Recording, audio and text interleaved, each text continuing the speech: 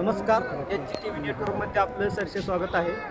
सागर, आज आपण पुरंदर तालुक्यातील श्री क्षेत्र घोडउड्डाण येथे आहोत आणि घोडउड्डाण येथे आज गटारी अमावस्येनिमित्त अक्षरशः नीरा नदीमध्ये जे घोडउड्डाण होतं त्या घोडउड्डाण ठिकाणी ज्या ठिकाणी घोड्याने उड्डाण केलेले आहे असे मंदिर आपण पाहू शकता. पाण्याखाली गेलेले पाहू शकता आपण, मंदिर पाण्याखाली गेलेलं आहे आणि मंदिरानंतरनी मंदिराशेजारी अक्षरशः दत्त मंदिर आहे. त्या दत्त मंदिर सुद्धा पाण्याखाली ते पाहू शकता आपण, ते सुद्धा मंदिर पाण्याखाली गेले.